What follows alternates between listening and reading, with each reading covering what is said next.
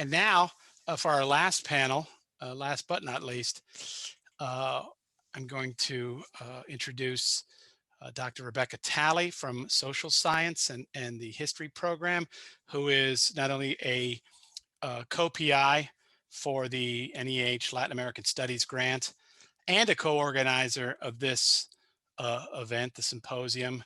She also lives in two worlds because she is also a co-chair for the Latinx committee. So she's in Latin American Studies and Latinx. She does it all, and she's got a fabulous final panel for us. So take it away, Dr. Talley.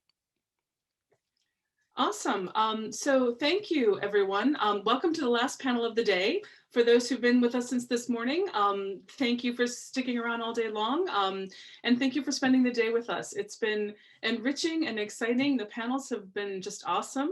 And I'm really looking forward to seeing, how we can continue to create connections within CUNY and beyond. I also wanted to give a quick thank you to Hugo Fernandez, Ana Maria Hernandez, and Will Fulton, right, for all of the hard work together on our NEH grant. It's been fun, and I was thinking about this earlier. If I'm not mistaken, I think this is actually, it was 4 years ago today that I first got an email from Ana Maria about working together to write the proposal to the NEH. So it's our 4-year anniversary, I think, today. I'm gonna check my email to verify. But definitely, it's been quite successful.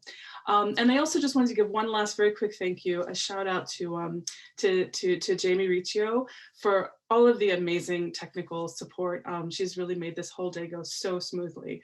So thank you so much, Jamie. Okay, so as our keynote speaker, Alejandro de la Fuente noted this morning, a significant portion of the new scholarship in Afro-Latin American studies emphasizes historical research, and that is definitely reflected in our last panel today, which has 4 presenters. So without further ado, I'm going to introduce the moderator of our panel, Dr. Raquel Otheguy. So Dr. Otheguy is an assistant professor of history at Bronx Community College, which is of course part of CUNY, and she specializes in the history of Latin America, the Caribbean, and the African diaspora. Dr. Otheguy is a US-born bilingual Latina who first earned a BA in history from Columbia University, and then a PhD in history from Stony Brook University, part of SUNY, in 2016. Her doctoral dissertation received the 2017 honorable mention from the New England Council on Latin American Studies. Her research is based on material gathered in archives in the Cuban cities of Cienfuegos, Santiago, and Havana, as well as in archives in Tuskegee, New York City, and Washington, DC. She has presented her research at conferences in the United States and abroad, including meetings of the Association of Caribbean Historians, the American Educational Research Association, and the American Historical Association. And finally, Dr. Otheguy is a National Academy of Education Spencer 2020 postdoctoral fellow. So without further ado, thank you so much for agreeing to moderate, Dr. Otheguy, and I pass it on to you. Thank you, Rebecca, and thank you for inviting me to moderate today's panel. I'm so excited to be here with you all. I wanted to mention also that at Bronx Community College, we are currently in the process of creating a Black and Latinx Studies concentration, which we do not have. And so since that ties into the theme of today's conference, I just wanted to mention that to all the CUNY and non-CUNY Latinx Studies people out there. So our last panel of the day is titled Afro-Latin America and the Atlantic World, Past and Present, New Narratives and New Methodologies. I do want to let you all know, all the attendees, that the chat is open to you, and I hope that you will feel free to type things into the chat as the presentations are happening so that we can get that pandemic perk of the side chat going on while the papers are being presented. I know there's been some really great conversations in the chat at other conferences that I've been to, so that is open for you. If you do have questions, we are going to have a Q&A period after all the presenters have taken their turn. So please do put your questions for the panelists into the Q&A, not into the chat, because that way we can separate conversation in the chat from Q&A questions. And I will field those questions during the Q&A period afterwards. So our first presenter today is Professor Ernesto Bassi Arévalo, who is an associate professor of history at Cornell University. His research interests coalesce around two significant questions. How do people develop geographic and cultural identifications? And how do geographic regions come into being? In particular, he is interested in the role that circulation of goods, people, news, and ideas plays in the configuration of geographic spaces, collective identities, geopolitical projects, and political allegiances. He explores these themes from a Latin American and Caribbean perspective, especially by looking out to the world from the Caribbean coast of Colombia.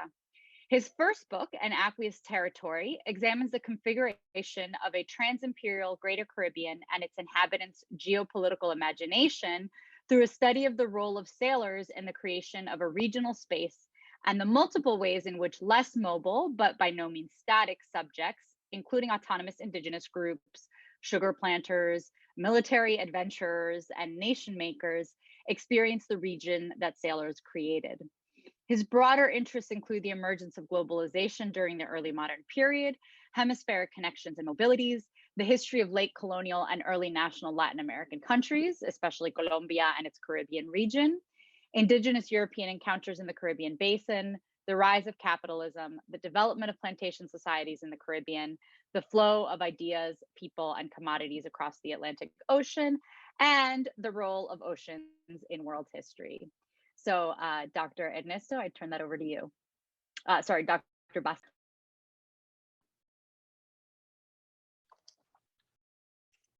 Thank you very much, Raquel, for that generous introduction. You can call me Dr. Ernesto or even just Ernesto. And I also want to thank Rebecca for inviting me to this panel. I also want to acknowledge that, so given the musical prelude to this conversation, many want to share two very quickly two personal things that I always share with my students. The first one is that I'm from Barranquilla, Colombia, and thanks to Shakira, whom we were listening to just a couple of minutes ago, thanks to William Fulton, I no longer have to explain what Barranquilla is or where Barranquilla is located. So I thank Shakira for that.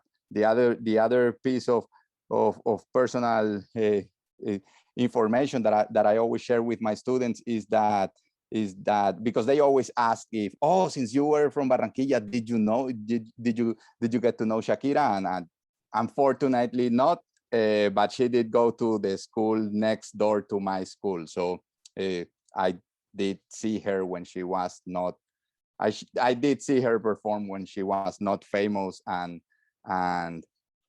not as great as she has become, right? So lots of admiration for Shakira, really. And so I'm here going to speak. I have, I think, about 15 minutes, maybe a bit less, to speak about that Atlantic world and the configuration of that Atlantic world that it's in the title of the panel. And I'm going to do that by giving you the story of a vessel, of a frigate, the frigate San Antonio, a vessel that has appeared repeatedly in my archival research. So I am sort of putting together a very detailed account of the trajectory of the San Antonio, of the plight of the San Antonio, as the title of my presentation shows. It was not a nice and easy journey. So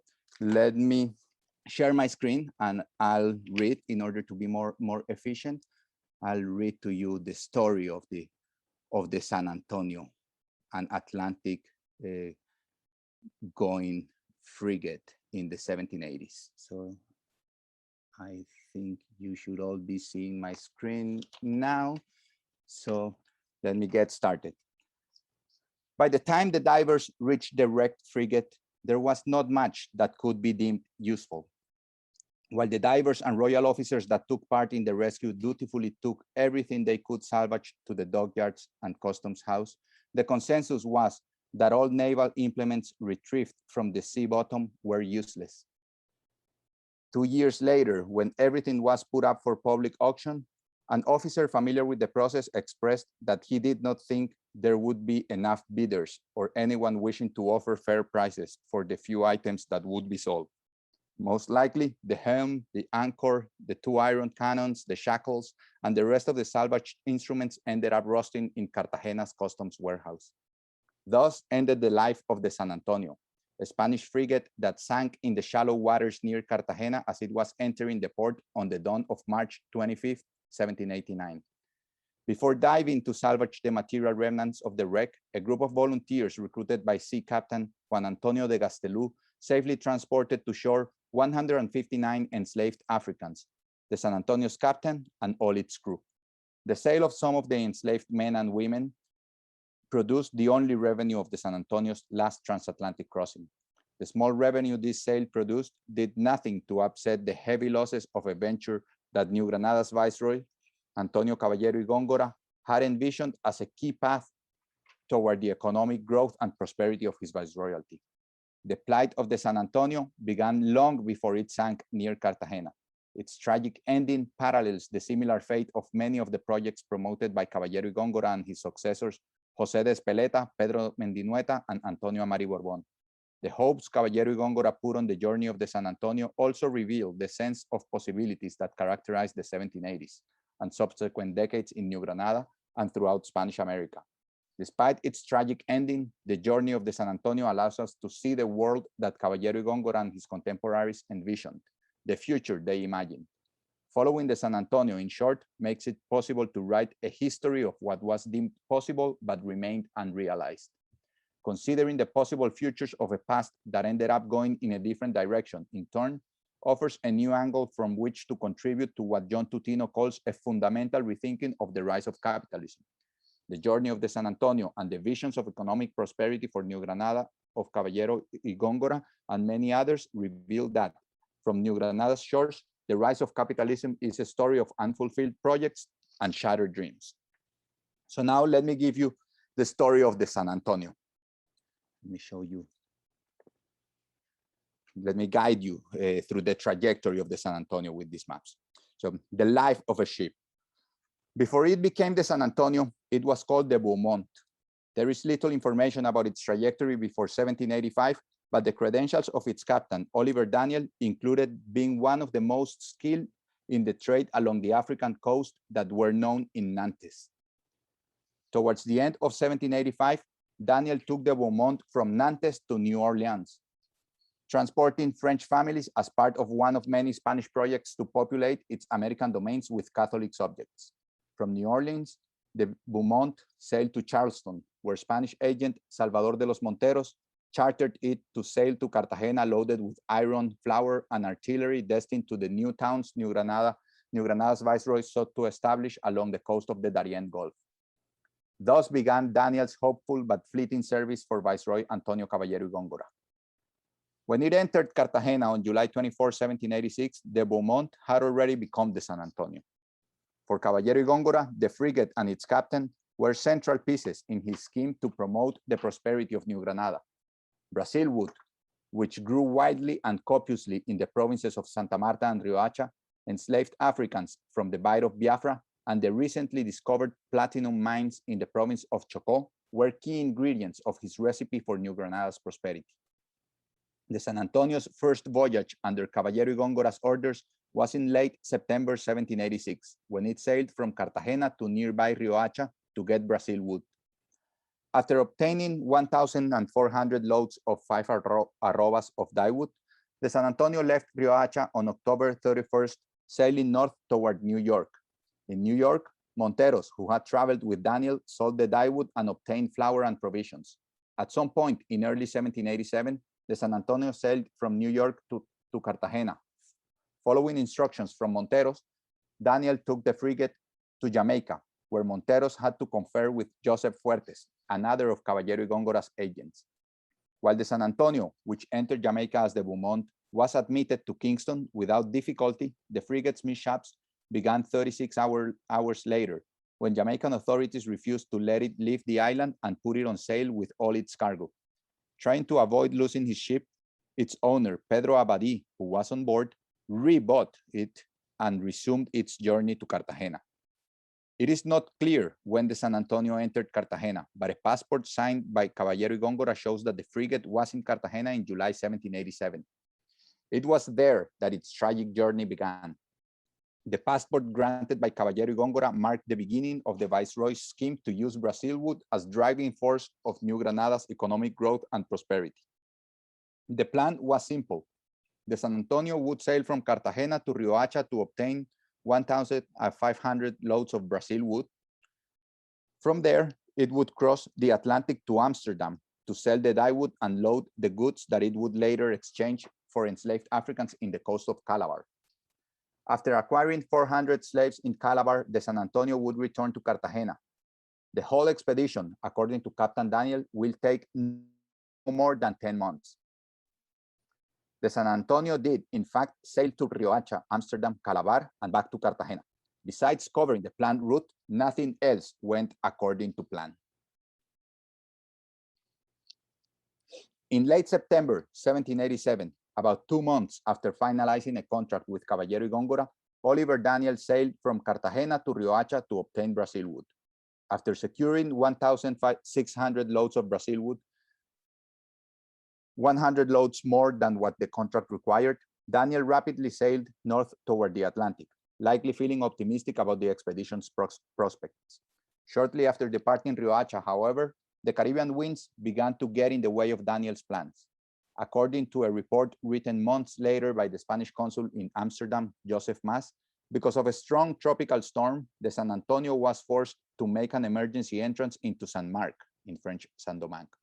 In order to be able to depart as quickly as possible, Danielle, fearing that excessive weight could make its Atlantic crossing more troublesome, transferred 400 loads of Brazil wood to a French vessel bound for Nantes. A couple of weeks later, on October 22nd, 1787, the San Antonio reached Amsterdam. There, delays in the repairs of the frigate caused by the excessive ice, snow, and bad weather postponed the San Antonio's departure until late May 1788. The delays, in turn, caused a sharp increase in rations and maintenance expenditures for the idle crew. To make matters worse, as the 1,200 loads of Brazil wood the San Antonio had brought to Amsterdam sat unsold in a warehouse, an influx of Brazil wood from England had caused a considerable price drop from 20 florins per quintal in November 1787 to 16 florins per quintal in February 1788. With the price of Brazil wood decreasing steadily every day and taking into consideration the warehousing expenditures, Consul Mas implied that selling the wood at whatever price possible was the best option available. By December 1st, 1788, when Mas informed his superiors in Spain that he had sold the Brazil wood, the price had dropped to 14 florins per quintal. After deducing the costs of unloading and warehousing and the commissions charged by the commercial house in charge of the sale, the 1,200 loads of Brazil wood Danielle took to Amsterdam produced 26,000 florins, or roughly 12,000 pesos, well below the 30,000 pesos that, according to the calculations of Joseph Fuertes, it was expected to produce. With expenses in Amsterdam almost doubling the 30,000 pesos budgeted, it is hardly surprising that on September 1788, the Spanish Secretary of State informed Caballero y Góngora of the royal order to desist from pursuing other similar expeditions. By the time the royal order was signed, however, the San Antonio was already in Boni, near the Niger Delta. While the expedition had already sunken financially, the real tragedy of the frigate was only about to begin. Despite the delays and additional costs in Amsterdam, Consul Mas had succeeded in obtaining all the goods and provisions the San Antonio needed to conduct businesses in Africa. After an uneventful trip, the frigate entered Boni in July 1788. Shortly thereafter, most likely infected by one of the enslaved Africans they had forced on board, Oliver Danielle, all the officers, some of the seamen, and several slaves fell sick with what Jorge Amadeo, the captain who rescued the San Antonio, called the putrid fevers. On November 10, after learning of Amadeo's presence in the area, Danielle invited him to the San Antonio and asked him to take charge of the vessel and everything on board to prevent the interests of the king from being completely abandoned on a continent inhabited by barbarians. These were the words of Danielle.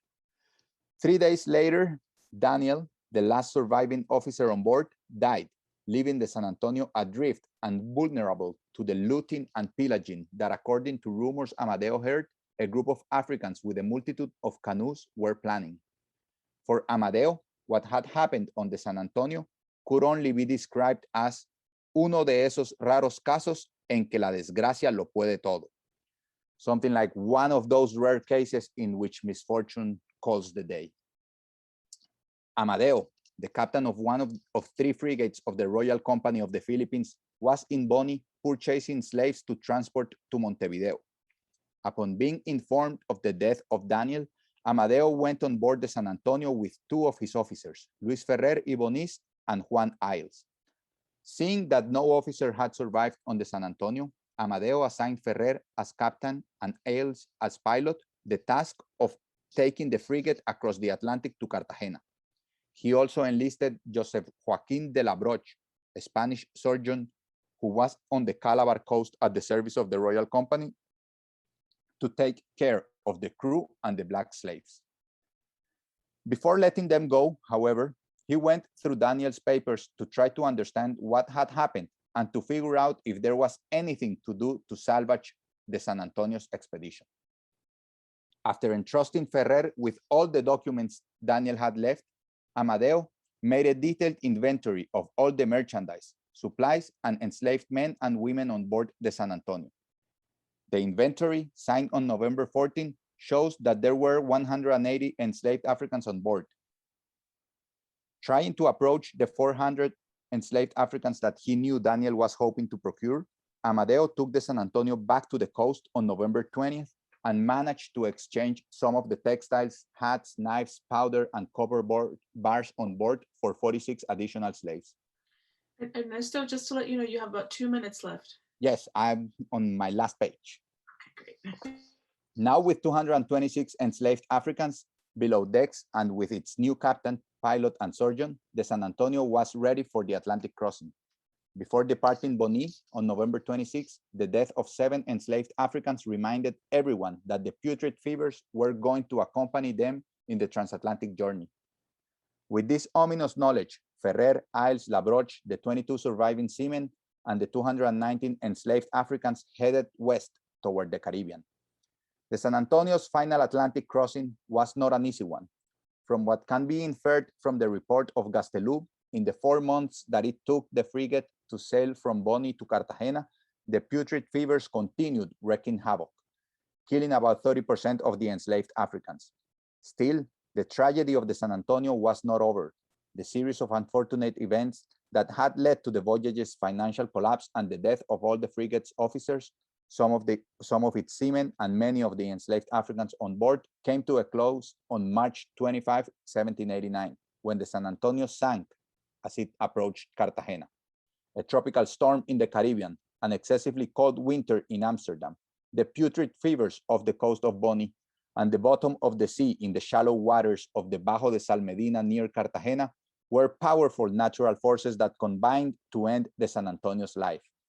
Beyond ending the life of a ship, the sinking of the San Antonio cast doubts on and significantly tainted Caballero y Góngора's reformist credentials and agenda, and sank what the Viceroy envisioned as an important road toward New Granada's prosperity. So this story of San Antonio is working for me as an introduction towards analyzing a multiplicity of projects for what we can call economic development that not only the Viceroy Antonio Caballero y Góngora, but many others in the provinces of Cartagena and Santa Marta, which are the focus of my work, were trying to advance. A central component of most of these projects was the idea of turning the provinces of Santa Marta and to a large extent Cartagena, into plantation economies like the ones that at the time in the 1780s were still prospering, making some wealthy and leading to the suffering of many in the Caribbean islands, right? In particular in French Saint-Domingue.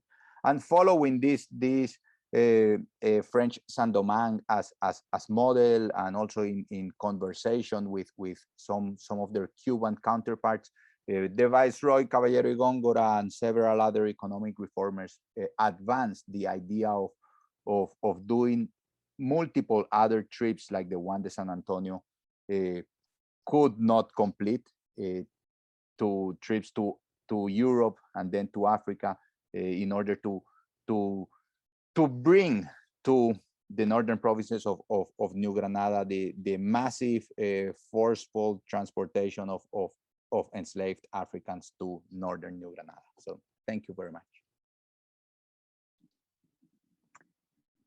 Thank you, Ernesto. Our next presenter today is Yuko Miki.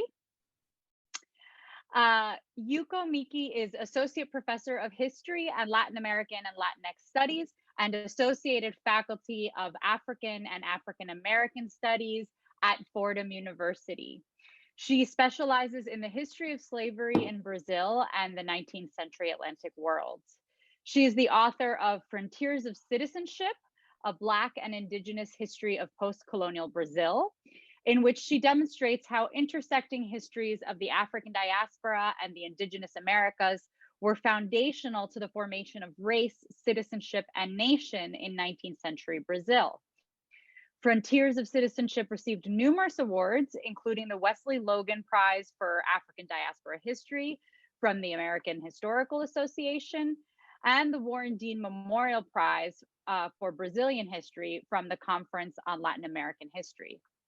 She is currently working on her new book, tentatively titled Emancipation's Shadow, Stories of Illegal Slavery, for which she has received fellowships from the Schomburg Center for Research in Black Culture, the American Council of Learned Societies, and the National Endowment of the Humanities, among others.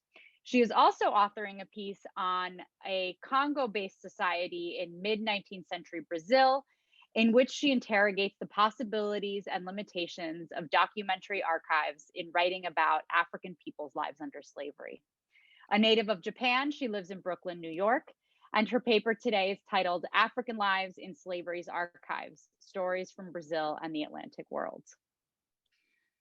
Thank you very much, Raquel, and to Rebecca for this invitation, and to the panelists and everyone at any age, and of course, every one of you here for the last panel of the day on a Friday. So big ups to all of you. And I really felt kind of hearing this panels today, and also just looking at the titles and everything, that this is exactly the kind of symposium in which we should all be together in person, chatting and exchanging ideas, catching up with old friends. So may those times return soon. And I must say, the joy of learning just yesterday that my daughter can actually go back to school on Monday has been amazing. So for New York parents out there, how wonderful is that? So let me just post this here. So since it's the end of the day, I'm going to take actually the liberty to present a more speculative piece, a narrative piece, asking methodological questions that actually goes along, I think, with the theme that Rebecca organized for this panel. And these are the issues that I am working through as a historian of slavery, rather than kind of having a lot of more detailed information based on the book, my book in progress. So without further ado, let's do this. So here is what the captain of the captured slave ship said after it was caught off the coast of Brazil in January of 1856. He has no idea who arranged the Africans whom he transported.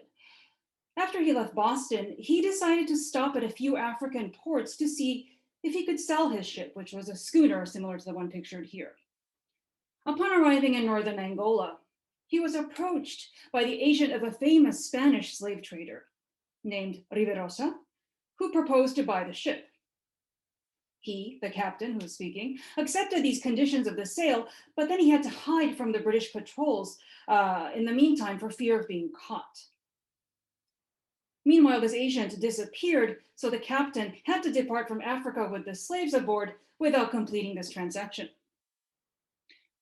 He had intended to deposit these slaves in Cuba, but never Brazil. And just remember, he was actually caught off of Brazil. So I found this information in the National Archives of Brazil in Rio de Janeiro, and a source on the suppression of the illegal slave trade. As a historian writing on that trade, I could use this narrative, right, to write about the itinerary of the ship. That would seem a kind of an obvious use of these archival sources. But then, this is what the Brazilian police said upon hearing the captain's testimony. He said, the chief of police said, "The captain tells such a far-fetched story that's merely fiction." Não passa de ser romance. Romance was the word he used. So basically he's saying that the captain is a storyteller, a narrator of fictions. A narrator of fictions. This passage may sound familiar to those of us who work in the field of Latin American history. I am referring to the historian of colonial Mexico, Inga Clendenin, and her classic and magnificent article, Fierce and Unnatural Cruelties, Cortés and the Conquest of Mexico, which, if you haven't, everyone should read because it's just a fantastic piece of writing. In this piece, she called Hernán Cortés, the famed conquistador of Tenochtitlan, a master of splendid fictions, who, in his letters to the King of Spain, used skillful omissions and elisions to narrate his own breathtaking leadership in conquering the Mexicans. Inga Clendenin thus troubled whatever distinctions we take for granted between fiction and the archives, the heart of our historical work. So this is the conundrum I face now as a social historian who writes about the lives of enslaved Africans and their descendants. I confront many challenges in writing my second book, which is on the illegal slave trade from Africa to Brazil in the mid-19th century. As you may know, and probably many of you know, Brazil imported nearly 5 million Africans, over 10 times the number to the United States, in nearly 3.5 centuries. Astonishingly, this included nearly 800,000 African women, men, and increasingly children, who were illegally imported after the transatlantic slave trade to Brazil was already abolished in 1831.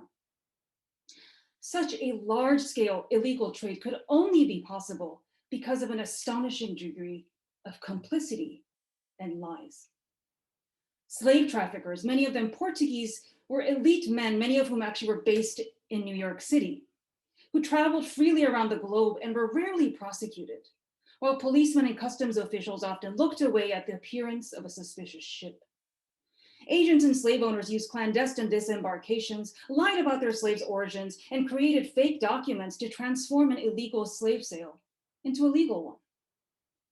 The aforementioned captain and his narrative fit into this corpus of ersatz sources. And there are a lot of them. So the problem is, the archives of illegal slavery are full of fictions. So then, can I trust my sources? Is it possible to write about the lives of Africans from these archives? This is an essential question, I think, for those of us writing about Black and in my first book, Indigenous people, whose lives and appearances in the archives are elusive and always fragmentary. And in the case of Brazil, as argued in my book, right, the predominant knowledge is that Indigenous people had disappeared, which I actually discovered was a completely constructed idea hiding anti-Indigenous violence. So I've certainly endeavored to write about, right, their historical experiences, their ideas, their aspirations as much as possible, and they are the core of my first book. But I find it particularly challenging to try to do this in writing about the illegal slave trade, because too often African people appear already deceased, their short lives taken away from them, and the brutal traffic itself long before they even arrive in Brazil. They are afflicted with cholera, dysentery, starvation. When they are found in the hold of the ship, the stench which they call kachinga, is unbearable, and they are reduced to skin and bone, and they are too expired to swat away the vermin that were literally eating their flesh, even as they were still alive. I was initially thrilled to find a list of the names of those rescued from this aforementioned ship, which is actually quite a famous one called the Mary Smith. I found this list and I hoped that maybe I could write about their lives. I had dared to imagine a biography. But then I realized upon closer study that most of them are already deceased. As you can actually see from the second column from the right, it says, cuando faleceram, when they died. And this is not a list of deaths. This is actually a list of people who were freed from illegal slavery. So actually in a separate article I've published, I wrote about these contradictions in the archives.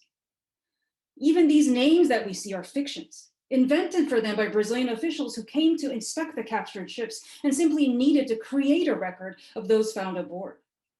Some didn't even have a name in the archives at all. They might just be African woman, number 484, died of dysentery.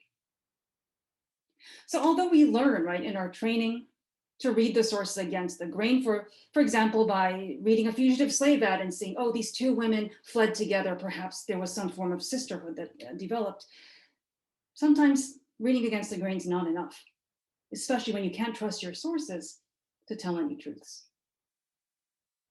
Of course, there are many great ways to write about the illegal slave trade. And recently, right, there's been this whole spate of new scholarship.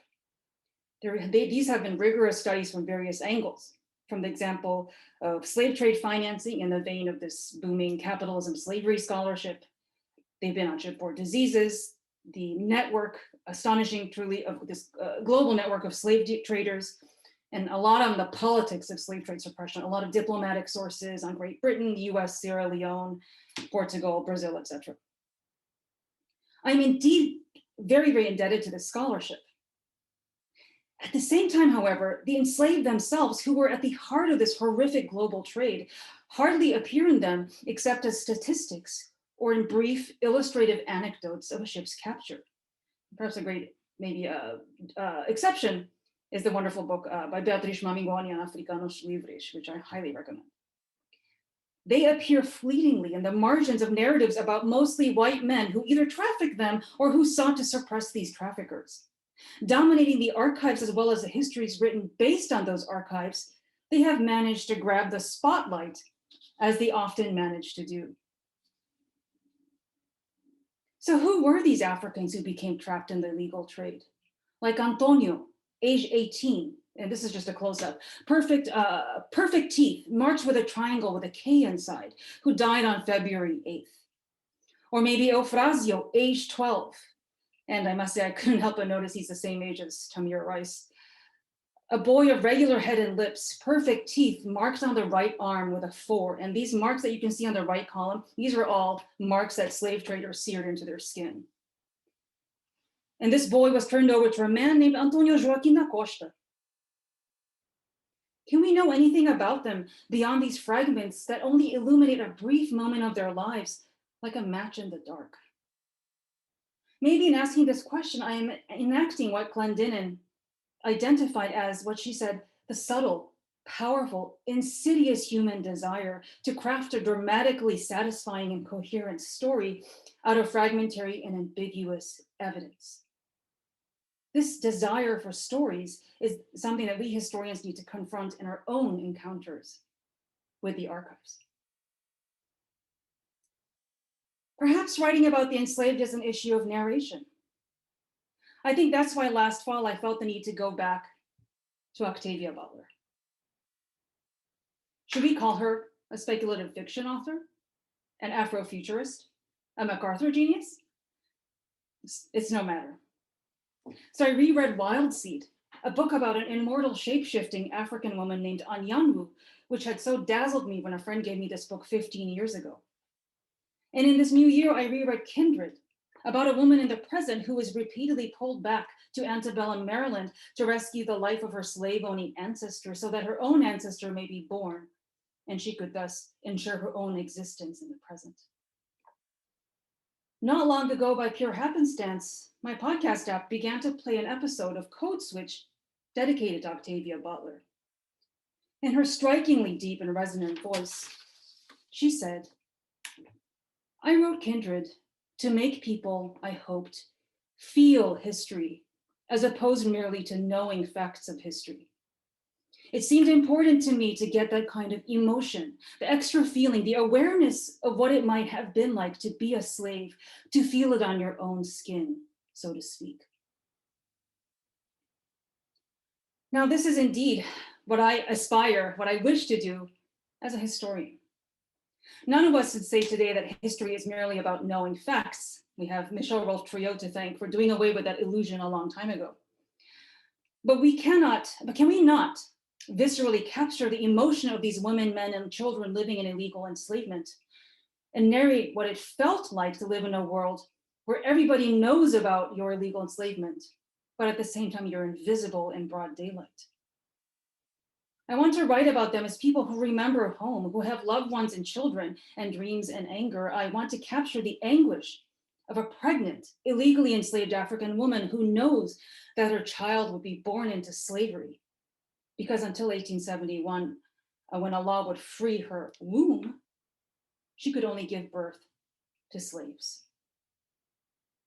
We need to bear witness to their suffering. Their lives are not footnotes to the history of capitalism or the abolition of slavery in the age of emancipation.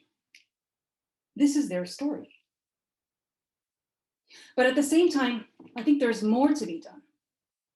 Forgive me for stating the obvious, that we cannot reduce African people's lives to their encounter with the violence of slavery. Just as, speaking of what happened this week, we can't reduce George Floyd's life to the last minutes and seconds of his life. The task of the historians, I think, is to try and understand the experience of illegal enslavement while also narrating the complexities and richness of African people's subjectivities over space and time. So for the remaining part, I want to think about the possible ways of doing this by very briefly sharing an example of the separate project I'm working on that Raquel mentioned in the introduction. So this is the region of which nobody researches except me, and it was just out of coincidence. So this is about a West Central African or Congo-based society on Brazil's coffee frontier. So this is Brazil, this part of the Atlantic in 1860. And this is kind of the close-up. Actually, the yellow arrow on the top is where the ship was captured. And 4 years later, I'm looking at a further southern town, which is the coffee frontier. So there's this Congo-based society in 1860, and it's called Pemba. I want to thank Africana religion scholar Ross Michael Brown and dear friend and mentor, Dr. Barbaro Martinez Ruiz from the previous panel. Dr. Martinez Ruiz is what Cubans would call a person with mucho fundamento.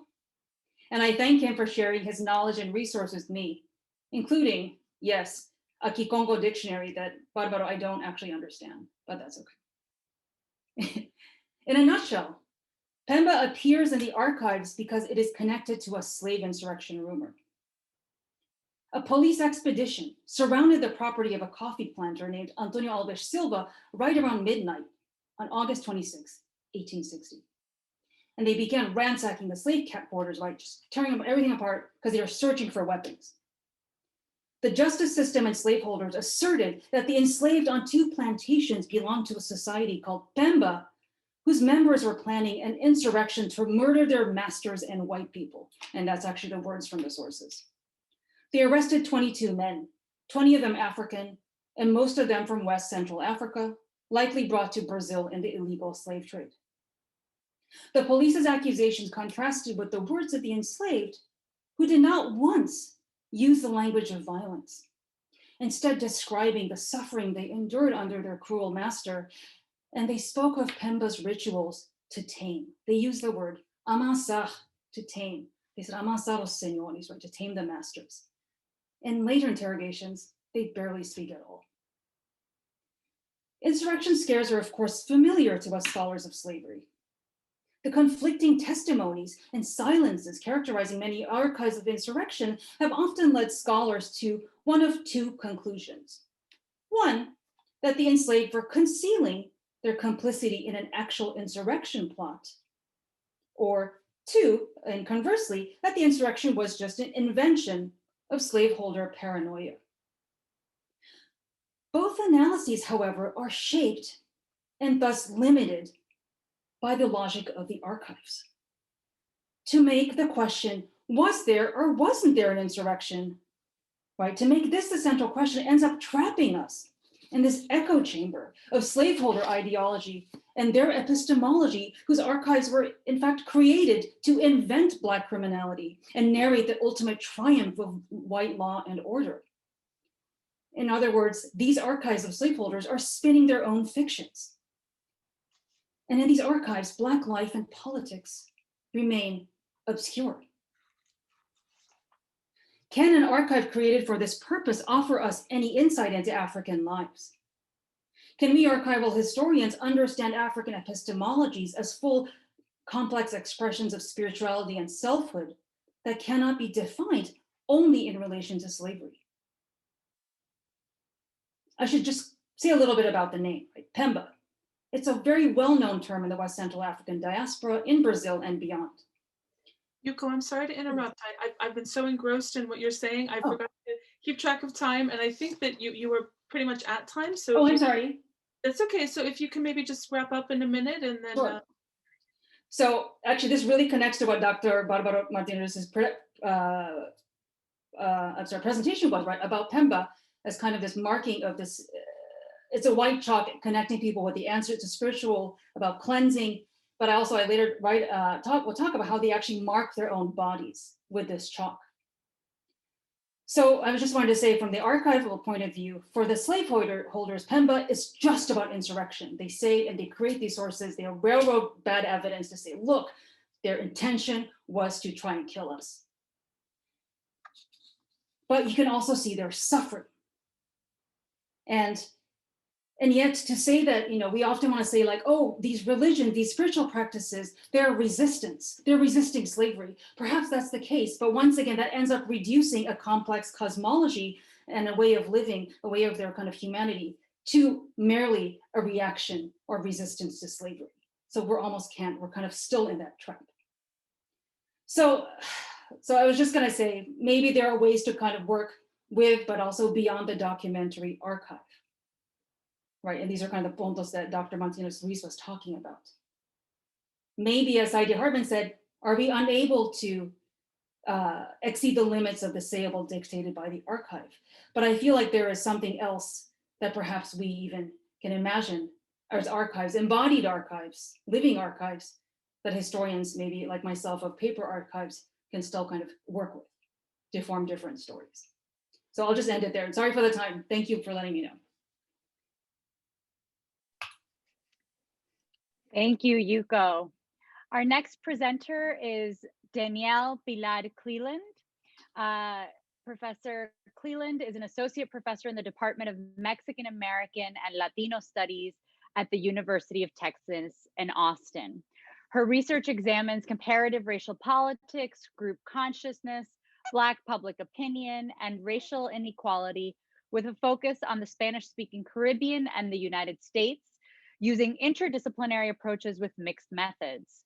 Her first book, The Power of Race in Cuba, Racial Ideology and Black Consciousness During the Revolution, examines racial ideology and the institutional mechanisms that support racial inequality in Cuba. The book outlines structural racism in the island and the experiences of discrimination that create a foundation for Black solidarity. Through survey, ethnographic, and interview data, the book draws from the many Black spaces on the island, both formal and informal, to highlight what constitutes Black consciousness in Cuba. The Power of Race in Cuba won both the Best Book Award from the Race, Ethnicity, and Politics section of the American Political Science Association and the W.E.B. Du Bois Distinguished Book Award from the National Conference of Black Political Scientists. Dr. Clealand is currently working on 2 new projects focusing on Blackness within Latino communities. The first, Black Migration into a White City, co-authored with Devin Spence Benson, is an oral and political history of Black Cubans in the US that uncovers Black experience to fill gaps in the existing literature about Cubans and Cuban Americans in the United States. The second project will examine political attitudes, experiences with racism, and identity among Afro-Latinos in the United States. Her paper today is titled Black Migration in a White City, Power, Privilege, and Exclusion in Cuban America. Thank you very much for the introduction, and thank you for having me, especially to Rebecca Talley. She and I go back quite a while from NYU when we were getting our master's in Latin American studies. So I'm happy to be in the same space with her again. So the project that I'm going to talk about today is the project with Devin Spence Benson that Raquel just mentioned. And I learned a new trick today, and so hopefully this is going to work.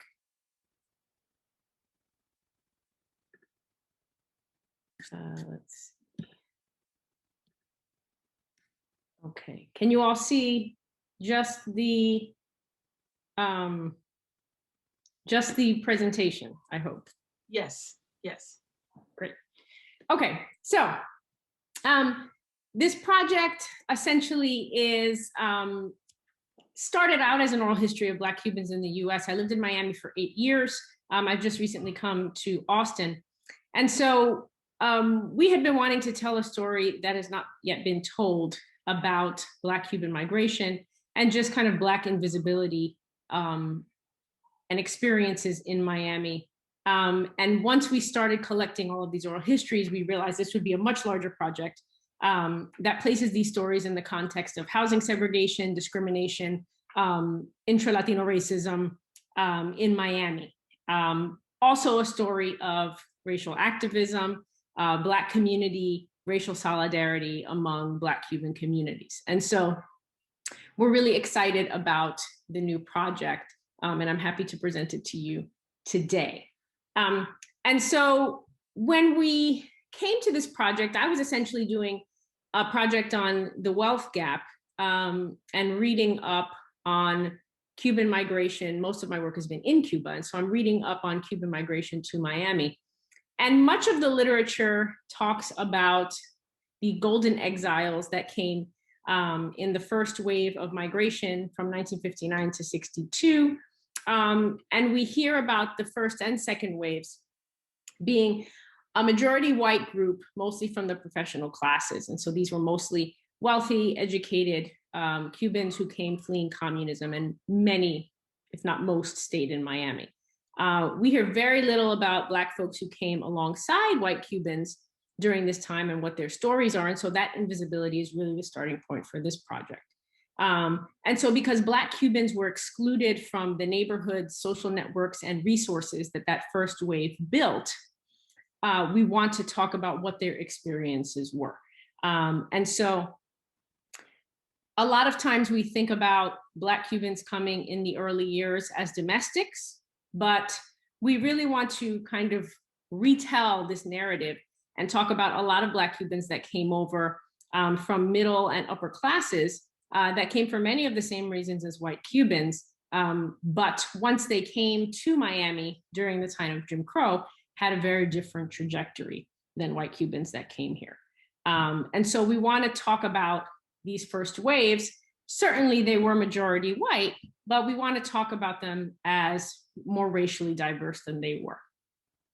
And in doing this project, we also got to hear stories about why folks left Cuba. And so Black Cubans in much of the literature have been thought to support the revolution universally. The story that we have all heard is that most of the marginalized communities in Cuba, poor, mostly Black communities, supported the revolution and supported Fidel Castro.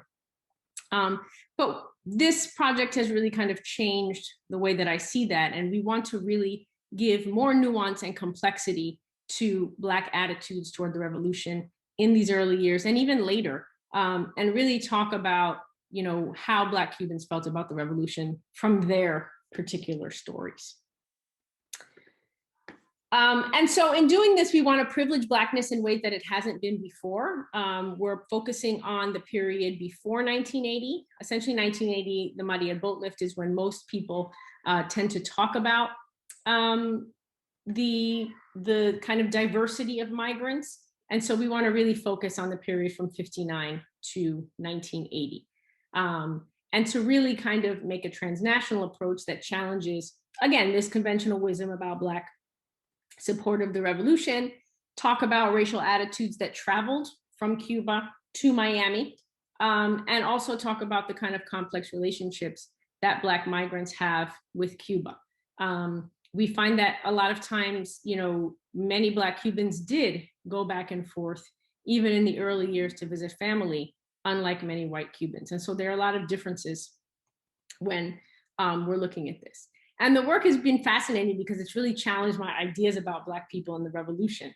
So the kind of notion that Black folks can be on the left and pro-revolution, but then end up as enemies of the state because they want to engage in racial activism or even dialogue.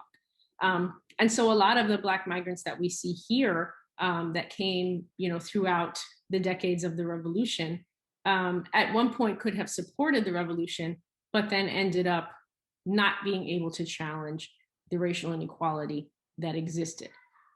It also challenged my kind of notions about, how people felt who owned businesses, in Cuba prior to the revolution, and folks that were among the middle and upper classes that, may not have felt the same way about the revolution that we usually hear.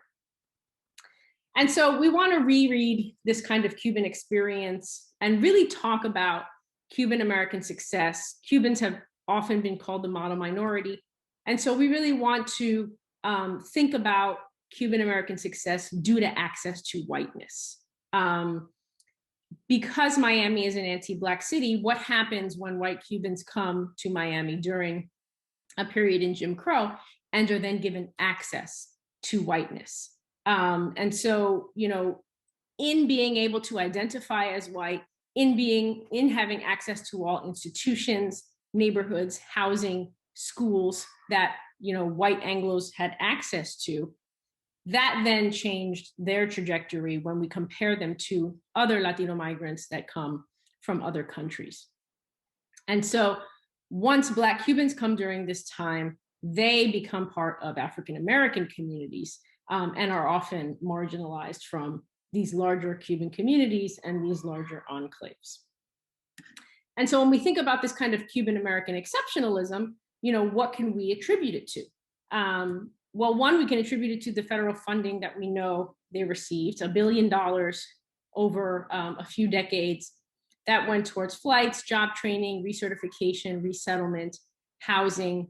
Many of them qualified for, because they came as Latinos, they qualified for affirmative action policies that grew out of the civil rights period.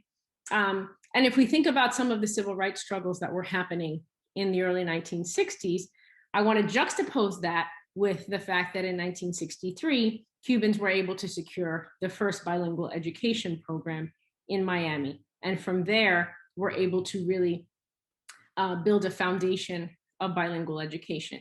And so a lot of the kind of room that was made for Cubans to really succeed was because of this access to whiteness.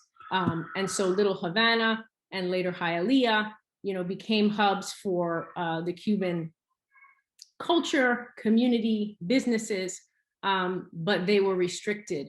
And so once Cubans come, white Cubans, they are stopping Black Cubans from becoming part of that enclave. And that's really what we want to bring out in this particular project. So all of the places where white Cubans were able to reside were closed off to Black Cubans. So in her book, Havana, USA, Maria Cristina Garcia writes, 2 things contributed to the establishment of the Cuban economic enclave: their middle-class values and entrepreneurial skills, which transferred readily across borders, and the Cuban refugee program, which pumped millions of dollars into the economy and facilitated the Cubans' adaptation through vocational and professional training programs. But this story only applies to white Cubans. And of course, we can all question what middle-class values means, but that's another conversation for another day. But ultimately, right, this only applies to white Cubans, right? We don't know anything about how Black Cubans navigated Jim Crow laws, racial segregation, and the racism of their co-ethnics. This story about Black Cubans' residences, community building, and exclusion from the enclave really remains hidden. And so that's what this oral history is doing. And so the project looks to talk not only about Miami, but about Latino politics and communities in general. And we want to talk about racism that exists within Latino communities. What are the anti-Black ideologies that are brought over from Latin America and the Caribbean, which contribute to anti-Black attitudes and practices here in the US by Latinos? And during Jim Crow, as racial attitudes from Latin America merge with US policies that more explicitly maintain boundaries of Black and white, Cubans become more justified in their racism. And so essentially we want to center racism in Latino politics. Many times we talk about Latinos as racially homogenous as well, and Afro-Latinos don't necessarily have a space when we're discussing Latino politics. I think also, just as Afro-Latinos don't necessarily have a space, we're not really interrogating whiteness among Latinos, whiteness in Miami. And in Miami, Latinos are white, they are the dominant racial category. And so what does that then look like for their trajectories? And I apologize if you hear screaming upstairs. My 6-year-old is upstairs screaming and I don't know why, but hopefully only I can hear it. Okay, so we want to mobilize these oral histories to look at the trajectories produced by racial exclusion and racial structures. The practices of Black exclusion that existed by Cubans against Cubans, right, to maintain this white space and enclave. And so these experiences that they had then influence their associations, their strategies, their solidarities, their spaces, and their politics. Today in particular, I'm only going to talk about housing, but we've looked at, how folks vote, what kind of social relationships they formed, a lot of different kinds of ways that this experience influenced them.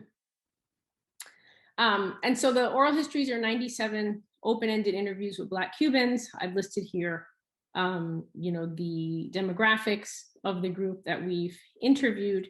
And I'll go through that quickly since I'm sure that my time is short. 5 minutes left, okay. So when we think about the enclave. I know it's 4 minutes. I was a little late in getting that up there. 4 minutes left. Okay. So when we think about Cuban Miami, right, we think about the enclave, we think about Little Havana, this kind of symbolic center of the exiled community. But essentially, Black Cubans were not permitted to rent nor own in this area. They were certainly not permitted to open businesses.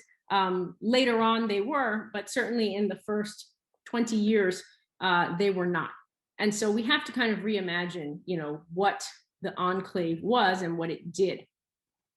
And so when we look at the city of Miami, many of the neighborhoods that exist today, Brickell, Little Havana, Coral Way, and all of the areas west were reserved only for white Cubans. Black Cubans settled in traditionally Black areas such as Overtown, Liberty City, and also Allapattah. And Allapattah is really kind of the center of the Black Cuban community that, again, many people just didn't even know existed. So I'm going to talk about just a few of the stories that we heard with my remaining minutes so that you can kind of get a sense of what people are saying in our project. And so Angela Ventura came to the United States in '61. She said, in Cuba in the 50s, my mother would go to try to find an apartment, and the owner would always say that it was already rented when she arrived. She told my father that there was one she really liked, and he sent his godfather, who was white, to get the apartment. They showed him the place and he rented it. A little while later, here comes my father with all of our things in the truck and all of his Black friends to help. And at that point, they couldn't say anything. That's how things were in Cuba before Fidel. And the racists from that time came here.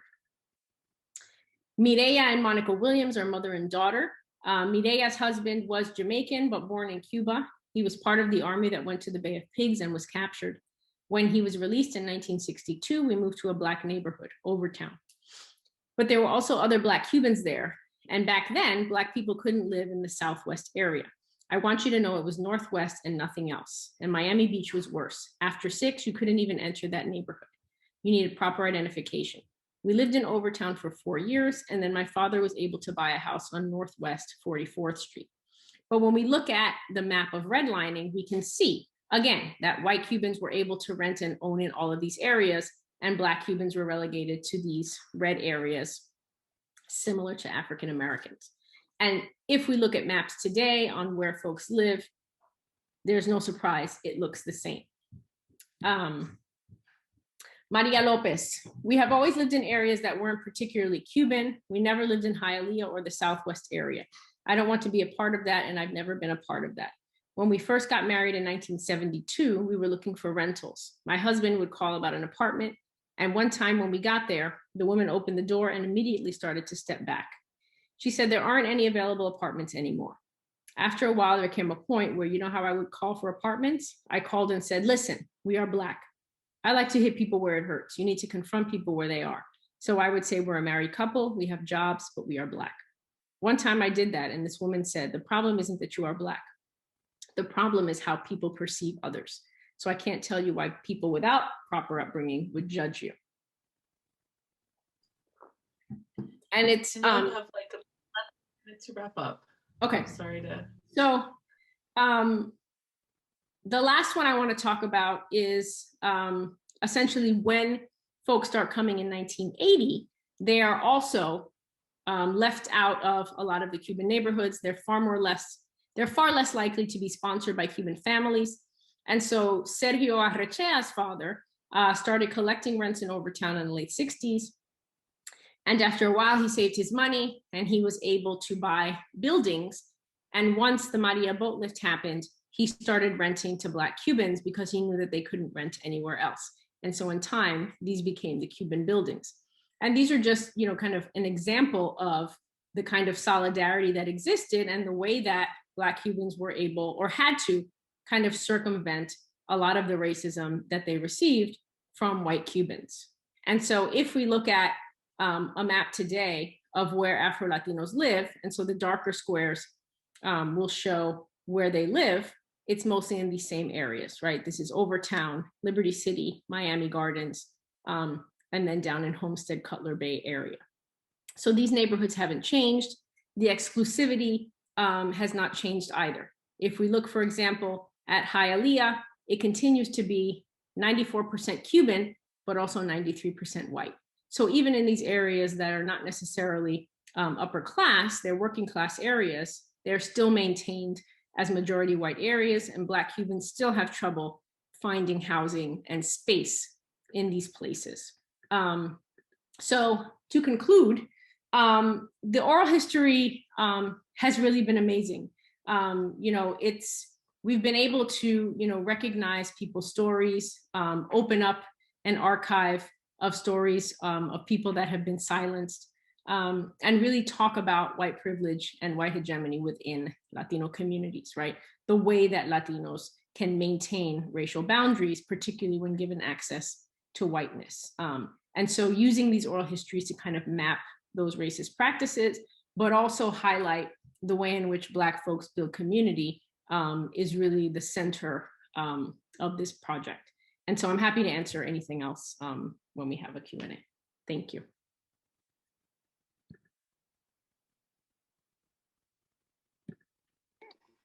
Thank you so much, Danielle.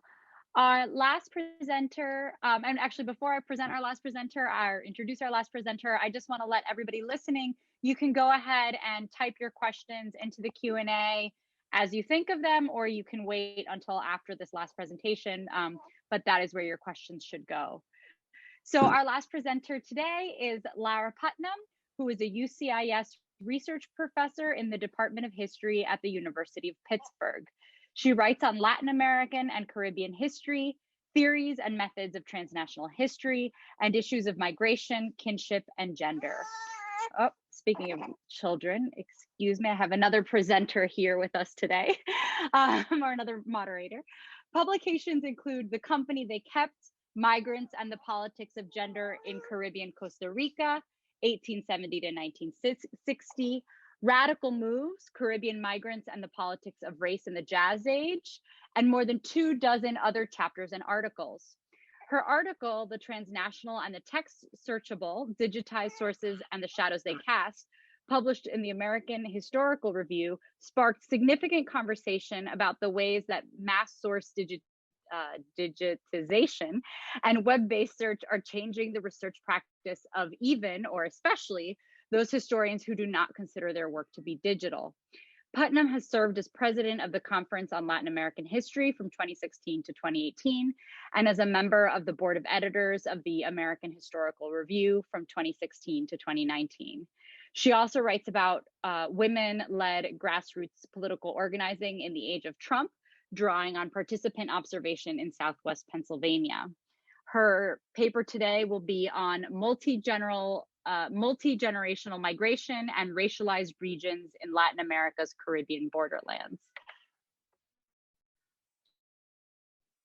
Great. Thank you so much. And thank you to the organizers. And it's a real honor to be here with all of my fellow panelists. And thank you to the miraculous number of participants who are still here with us after 5 p.m. on a Friday at the end of such an incredibly rich day-long forum. So I'm going to try to speak so briefly. Maybe it won't really be just like 5 minutes, but I'm going to aim for something at the super short end so that we still have a little time for questions and discussion at the end, which will be, I think, so much richer than anything I have to say. And I'm just going to try to share my screen here. Let's see how this works. Someone should let me know if you can see my screen, or if someone should let me know if you can't. Okay, you can see it. Brilliant. Okay. And I'm also going to try, who knows if this will work. I was so inspired by the critical role of the DJ in keeping all of our energy up and focus all day long today. I thought I would begin us with just a few moments of some music here.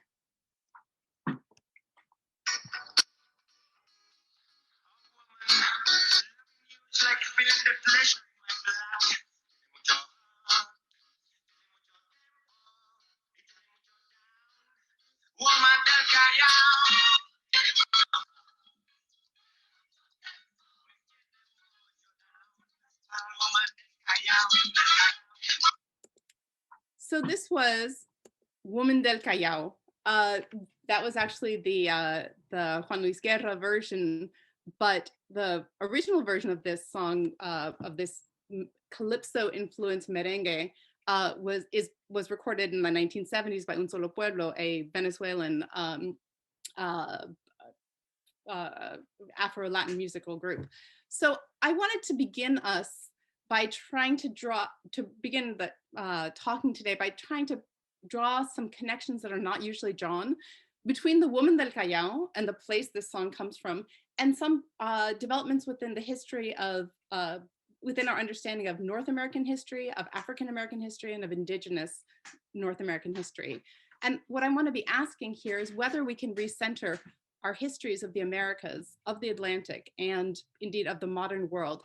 And can we place Black borderlands and Black border crossers at the center rather than at the margins of our stories?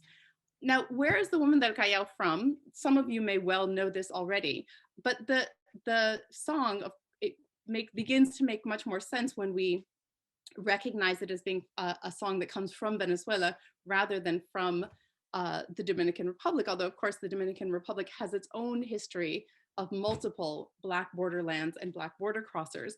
It's actually all the more interesting then that Juan Luis Guerra picks up this song from Venezuela, and it's from El Callao, is a region in the Orinoco hinterlands of Venezuela that had remained a borderland through the 19th century and into the aftermath of the formal abolition of slavery within the British Caribbean and within Venezuela. And this was, if we want to pause and think, what does it mean when I say it had remained a borderland? It's of course really critical that we recognize that borderlands don't just happen, and they don't just happen because empires haven't gotten there yet, right? The creation of borderlands and the creation of frontiers was, we now recognize, the product of active contestation and the product of the active initiative of indigenous groups within the Americas, groups that they allied with, sometimes escaped Afro-descendants, often finding ways to play empires off against each other, or to create spaces where the full force of European settlement and European rule did not reach, right? So borderlands, the 19th century borderlands of the Americas didn't just happen. They're not just about the weakness of the reach of empire. They're the product of active contestation, and they have people within them, right? They're the people who are actively creating them are making use of them, living within them. So this was the case of the region, the southern regions of what was Venezuela, was really disputed. The whole Orinoco region here was not coincidentally disputed between the Spanish Empire and the British Empire. When gold is discovered there, it becomes a booming metropolis. This region had been traditionally tightly tied to Trinidad and Tobago and the British and French Caribbean beyond. And so over the course of the second half of the 19th century, there are a series of waves of migration from the British and French islands into the El Callao region as people find opportunities that are created by the gold rushes there. So that's probably more than you ever wanted to know about the backstory of the Mujer del Callao, the woman of the Callao. The reason that there's English language within this song is because English language was spoken in El Callao and spoken by the descendants of these, as was French. This was a multilingual region. So let's switch over to the history that's captured on the other side of my screen here, which was just brought back up to my, the parallels here were sort of brought back up to my awareness by the recent publication by my brilliant colleague, Elena Roberts, of a book entitled I've Been Here All the While, Black Freedom on Native Land, which retells the history of Reconstruction in Indian territory in the regions of that are currently located within the state of Oklahoma, but which had been the destination of the 5 tribes as they were forced to migrate in the early 19th century, along with forced to migrate, important parentheses, along with the enslaved people, the Afro-descendants who they had enslaved as they had moved into assimilation with the southern white society around them in their southeastern homelands. So in Elena Roberts' retelling of the story of Indian territory, which is another of these spaces of borderland or frontier in the sort of post-independence Americas, that then becomes a critical space for transformation as we move into the post-emancipation period. And so in her retelling, we're able to see how the possibilities of Black landowning that were opened up by the particular ways that Reconstruction plays out within Indian territory, then created the basis for the migration of freed people in the wake of the Civil War. And that's the backstory to the rise of Tulsa in particular, the broader region as a space of Black prosperity and Black possibility, Black opportunity. And that's, of course, the prelude to then the reaction, the white supremacist reaction and the violence that's then unleashed in the case of the Tulsa massacre, whose 100th anniversary is upon us this year. So what I want to suggest is that these spaces, these Black borderlands that are the product of active negotiation by Indigenous peoples and by Afro-descendants, that we should find a way to sort of place them at the center of our understanding of the history of the Americas, and we will see a really different, and importantly different, but revealing dimensions to how economic expansion worked, how the expansion of state power worked, and to sort of how we came to inhabit the modern world that we have. And so I'll skip.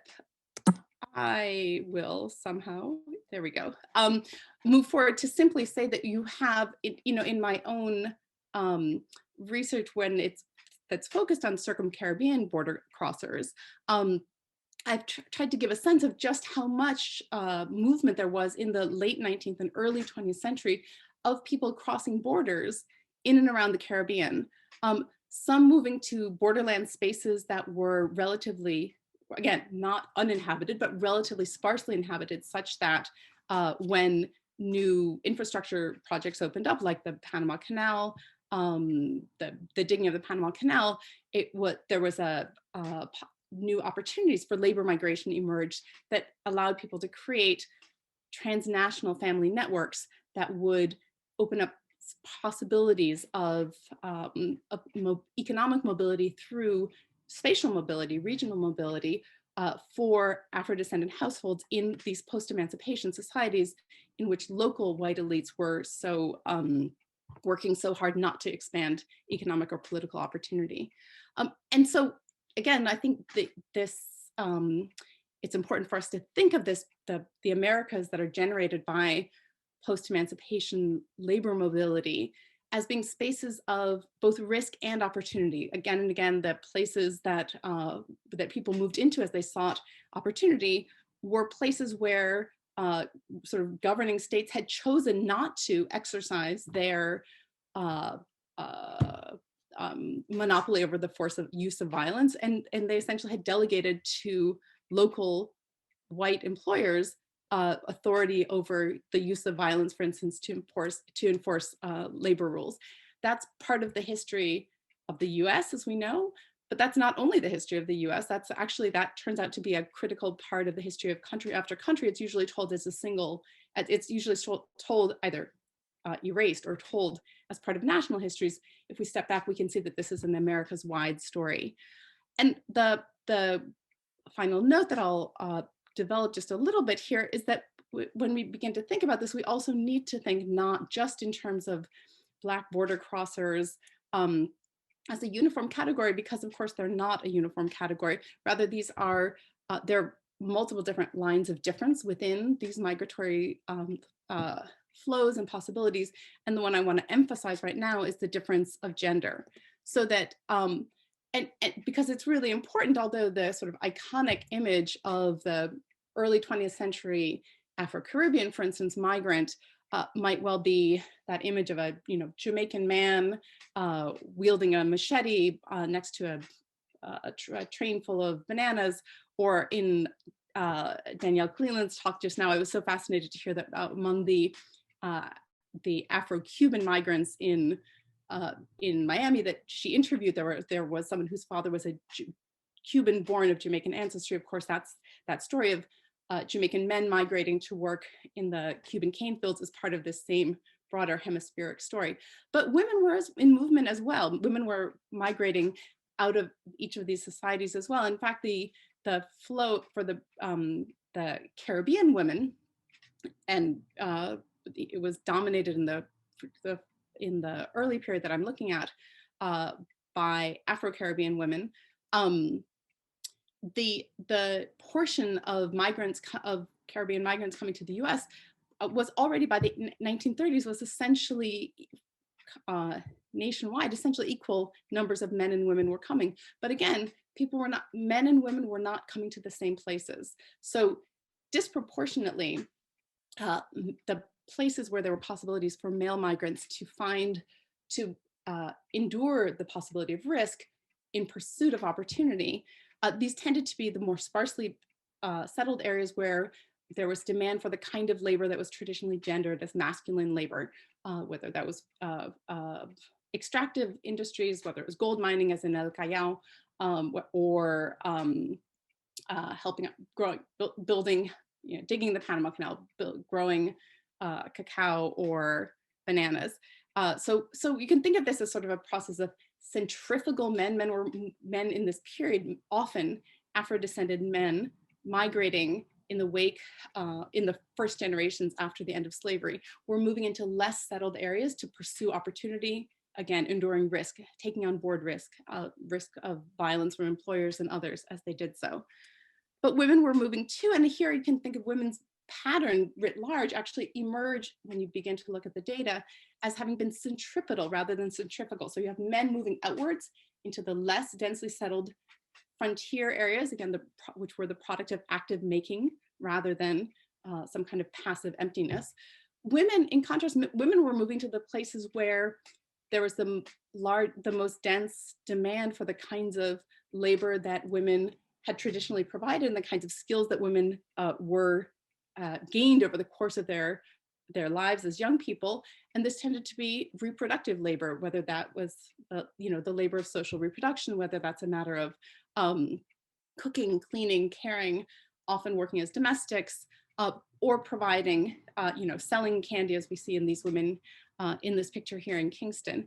And we see this pattern of centripetal women, of women moving sort of towards the centers rather than towards the periphery. Women move towards more dense population centers, both because that's where the demand for their labor was highest and because that's where they had the opportunities that were so invaluable to them for their children. They knew that they would have opportunities in such places, or at least better opportunities for supportive family networks and for obtaining better schooling for their children. And so whether from small islands, women moved from rural areas to the port cities of small islands. They moved from port cities of small islands to port cities of larger islands. And then most of all, we see a pattern of women by the 1930s moving to the largest cities of all, which would be the largest port cities of all, whether that's Havana, Santiago de Cuba, Caracas, Panama City, and New York City above all. So actually by 1930, the number of British Caribbean born women and their daughters living in New York City was higher than the number of British Caribbean women in either Kingston or Port of Spain. So actually New York becomes already by the 1930s, for women, New York is actually the capital of the Caribbean. So I'm sorry to interrupt, but we are actually almost, we have 4 minutes left before the whole panel will end. So I'll just, and this was just my last slide to say exactly here, what I think we can aspire to is the creation of an understanding of the history of the Americas that puts places like Tulsa and places like El Callao not at the margins of our understanding of our collective stories, but rather at their center. Thank you.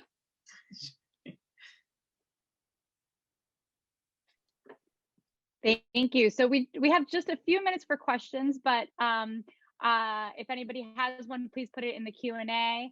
And I'd like to ask, Kiana Neal has a question about if history is written from the point of view of colonizers, conquistadors, slave traders, how do we change our point of view into that of the enslaved or the indigenous? How do we ever truly get to know it? How do we ever know the truth? How do we learn their stories, cultures, and spirituality? And I think she was asking this particularly of Professor Miki. Hi, and thank you everyone for the presentations are amazing. So I know in the interest of time, just very quickly, what I've started to do increasingly is actually, before we even jump into so-called reading against the grain, you have to understand the grain, right? And Laura Stoller's work was really, for me, foundational in this, to kind of actually understand how so many of the sources that I, as an archival historian, use are actually forming certain stories, right? This idea of indigenous people were there, they were decimated, they died, and they were replaced by Africans. Like, everyone tells that same story over and over again, like it's a fact, but it's not, right? And, but kind of, I think it allows you to kind of think of those histories critically when you actually see how these archives themselves form those stories. And the reason why in my first book I wrote about Black and Indigenous history together was basically no one was doing it. I wasn't gonna do it. I didn't start out intending to do it. But when I went to the archives, I actually found sources on massive anti-Indigenous violence in modern Brazil, which was completely against what I had learned all this time about what Brazilian history was. So it kind of was the starting point for me to rethink the way that we were actually even taught knowledge that we take for granted. But of course, a lot of scholars like Barbara Martinez and others do amazing ethnography, field work. Barbara is somebody who spent a lot of time in the Congo, etc. So he's been very helpful for me in kind of thinking through things that I personally didn't have any access to. But sorry, that's a really quick version. We have one more question from Fidel Tavares. A question for Danielle. How does the case of Puerto Ricans and Dominicans in New York compare to Cubans in Miami?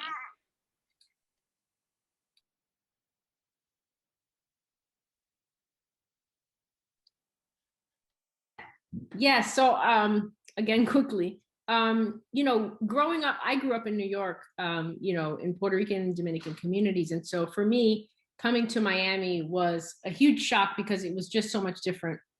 And, you know, white and Puerto Ricans and Dominicans in New York did not have access to whiteness in the same ways that white Cubans did in Miami. So, you know, part of this story is really telling how Miami is different because Latinos did have that access to whiteness. But part of it is also saying that even within our communities, you know, our Puerto Rican, Dominican, Colombian, Mexican communities, we still have these anti-Black sentiments that exist, you know, and we want to kind of bring them out through this kind of story of Miami. But I mean, I would say in general, you know, what makes Miami so interesting is that, you know, white Latinos did get all of this privilege, and then to see what they did with that privilege is what makes it much different, you know, from you know, Latino experiences in New York. Thank you. So I think we are out of time. We are now going to move into our closing remarks. Thank you to all our presenters. And thank you. It was, again, another great panel. And, you know, we've just had so many amazing presentations today. But I want to bring back, if he's still there with us, he's been a real champion because he was here from the start of the day, and now he's going to do his closing remarks for us, is our own Provost and Vice President for Academic Affairs, Dr. Paul Arcario. Thank you, Hugo. So I've jotted down a few notes and my impressions of the day. First of all, I just want to say it's really been a privilege for me to spend the day with you today. Such a rich, thoughtful, and thought-provoking event. And I'm really grateful for the opportunity to have learned so much today. So I'd like to thank all of our presenters, attendees, the conference organizers, Ana Maria Hernandez, Hugo Fernandez, William Fulton, Joy Sanchez-Taylor, Rebecca Talley, Jamie Riccio. Executive Vice Chancellor Cruz's words have really stayed with me. He exhorted us to come together as activist scholars, to do our part to reduce racial-based violence and to move society towards true social justice. And he talked about doing this through scholarship, decolonizing the curriculum, and social activism. As Dr. De La Fuente said, it is so important to bring all of your activist scholar work into our classrooms, and today demonstrated that you are indeed doing so. I was truly struck by the sheer breadth of critical lenses brought forth today. Multiple historical perspective and events, starting this morning, talking about the landmark Santiago conference and concluding this afternoon with Black Cuban migration into Miami and Black border crossing. Other perspectives, again, a wealth of perspectives, so impressive to me, visual metaphors, art, poetry, children's literature. It so many ways to open up a world that has not been recognized heretofore to the extent that it should be. So I just want to say I'm truly honored to have witnessed today, to have witnessed your deep commitment to our Latinx communities and students. So thank you all so much. Thank you, Dr. Arcario. And I've tried through the day today to thank folks as I remembered. And there's so in an event like this, there are just so many people behind the scenes that have done so much for us, and we're so grateful. But some of the folks that don't get thanked a lot, get necessarily thanked in events like this, are the folks besides the funders, who should of course be thanked, the National Endowment for the Humanities, and again, the Division of Student Affairs, whose co-curricular funds helped in particular fund the last panel, but also the folks in Grants Development's office who we came to. I can't remember how it worked. They came to us or we came to them. This was an opportunity, and you know, of course, spearheaded by Dr. Ana Maria Hernandez and the writings of Rebecca Talley and Dr. Fulton made it possible. But I would be remiss if I didn't thank Laura Bardovics, who is the director of the Grants Development Office, John Parsonen, who helped us write the budget in particular for this grant, and a special thanks to Tanny Tung, or Tang, well, she goes by Tanny Tung, who goes by Grants and Contract Specialist, who has been instrumental in helping us spend these dollars and made it, when we had a little bit left and we said, well, nobody has a Zoom webinar account. She says, well, I know about this one, one account, little did we know. And that's how this became possible. Again, the universe does for us what we cannot do for ourselves. Sometimes we couldn't have brought you all together and fed you, that we didn't have the money for that, but we were able to bring some great scholars together to speak to you virtually. And so we're grateful, but thanks again to the development's office, and particularly Tanny, who, by the way, is going to help me get everybody paid now after I put together all the paperwork. So I just want to say thanks to all who stuck around. And by the way, we throw the gauntlet out to the Grand CUNY community to keep the CUNY-wide conference alive. We believe it may be somebody else's turn to host it next year, and we will certainly help you make that happen. So raise a glass, non-alcoholic, because there may be students in the audience. Thanks so much.